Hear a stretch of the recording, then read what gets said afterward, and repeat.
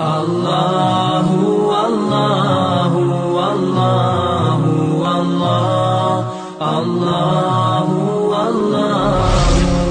اللہ کے بعد کس کا حق بنتا ہے؟ تو اللہ نے کہا وَوَصَّيْنَا الْإِنسَانَ بِوَالِدَيْهِ، کہ ہم نے تمہیں نا تمہارے ماں باپ کے بارے میں خاص طور پر نصیحت کی ہے۔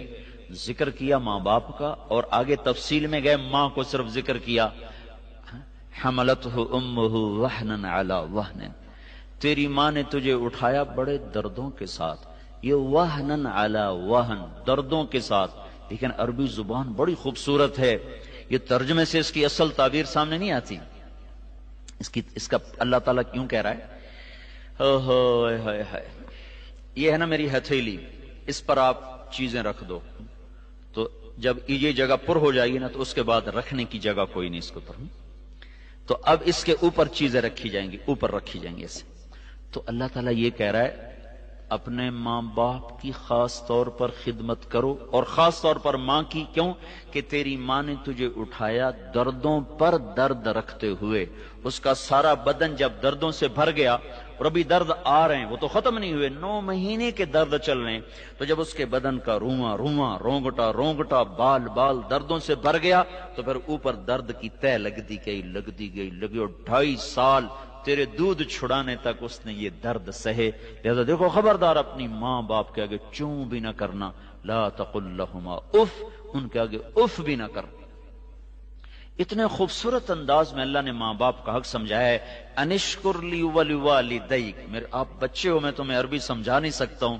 انشکر لی ولوالدیک، اللہ اس میں کتنی طاقت سے کہہ رہا ہے، ایک ہی بریکٹ میں اللہ اپنے آپ کو اور ماں باپ کو لا رہا ہے کہ میرا اور اپنے ماں باپ کا شکر گزار بن۔ اب میری اور آپ کی، میری بھی بدقسمتی رہی کہ میں 11 سال کی عمر میں ماں باپ سے جدا ہو گیا، اور آپ کی بھی یہ ایک بدقسمتی بھی ہے کہ آپ ماں باپ کی سے دور ہو، ان کی خدمت سے دور ہو۔ چھٹیوں میں یہ ساری کسر پوری کیا کرو۔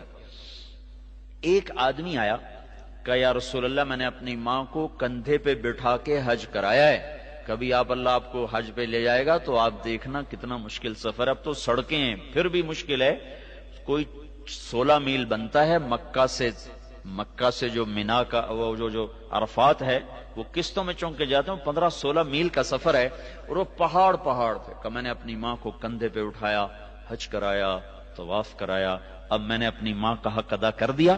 تو ہمارے نبی نے فرمایا تو نے ابھی ماں کا جو دودھ پیا تھا نا 2 سال، اس میں سے ابھی 1 گھونٹ کا حق بھی ادا نہیں کیا، 1 گھونٹ۔ اور اس سے بھی بڑی بات بتاؤں، عبید اللہ بن عمیر کے پاس ایک شخص آیا، کہا جی میں نے اپنی ماں کو خراسان سے اٹھایا، خراسان ہی افغانستان میں، اور یہاں سے میں اس کو لے کے چلا ہوں، میں نے اس کو حج کروایا، اور کندھے پہ ہی لے کے چلا ہوں سارے سفر میں، تو کیا اب میں نے اپنی ماں کا حق ادا کر دیا؟ تو انہوں نے ارشاد فرمایا ابھی 1 گھونٹ دودھ کا حق ادا نہیں ہوا۔ اور عبداللہ بن عمر طواف کر رہے تھے، ایک بدو طواف کر کے نا اپنی ماں کو کندھے پہ بٹھا کے طواف کر رہا تھا، تو جب طواف ختم ہونے لگا تو اس نے ماں کو ایسے، کیا اماں تیرا حق ادا ہو گیا، تیرا حق ادا ہو گیا؟ تو عبداللہ بن عمر نے فرمایا تیری ماں نے تجھے تھک کر جو ہزاروں نہیں کروڑوں لمبے سانس لیے تھے نا، ابھی اس میں سے 1 سانس کا بھی حق ادا نہیں ہوا۔ جو ماں باپ کا حق نہیں پہچانتا وہ کبھی دنیا میں کامیاب نہیں ہو سکتا۔ اور میرے بچوں، ماں باپ کے بعد دوسرا باپ استاد ہوتا ہے، باپ کے بعد دوسرا جو باپ ہے وہ استاد ہوتا ہے۔ جو استاد کے آگے سر جھکائے گا اللہ اس کو اس کی علم میں نفع عطا کرے۔ تو اللہ تعالیٰ نے دوسری چیز جو بطور انسان مسلمان اور اچھا کامیاب انسان ہونے کے ہمیں دی ہے، وہ ماں باپ کی خدمت اور ماں باپ کی اطاعت دی ہے۔ موسیٰ علیہ السلام نے ایک دفعہ اللہ تعالیٰ سے کہا یا اللہ میرا جنت کا ساتھی کون ہے؟ تو اللہ تعالیٰ نے کہا وہ فلانا قصائی نا گوشت بیچنے والا۔ تو موسیٰ علیہ السلام بڑے حیران ہوئے، قصائی میرا ساتھی کیسے بنا دیا؟ وہ اللہ تعالیٰ کہتے ہیں بھئی فلاں مجاہد، فلاں غازی اور فلاں عالم، فلاں پیر، فلاں بزرگ تیرا جنت کا کہنے قصائی تو ویسے ہی آپ کو پتا ہے چھری ہر وقت ان کے ہاتھ میں ہوتی، ان کا ویسے ہی دل سخت ہو جاتا۔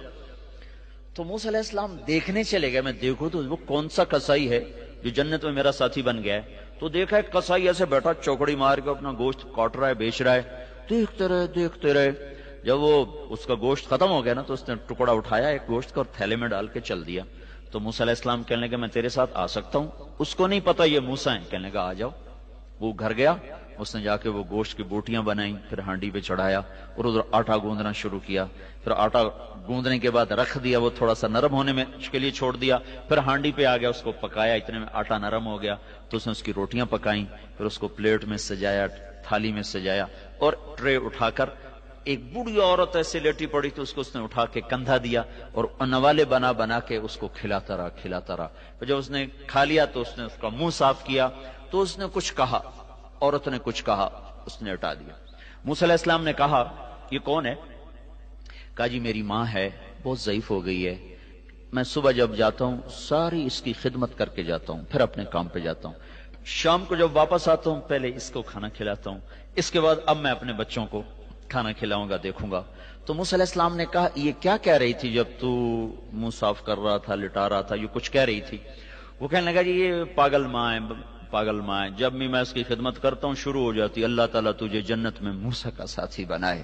میں کہاں اور موسیٰ کہاں ہیں, میں کتھے تھے موسیٰ کتھے ہیں.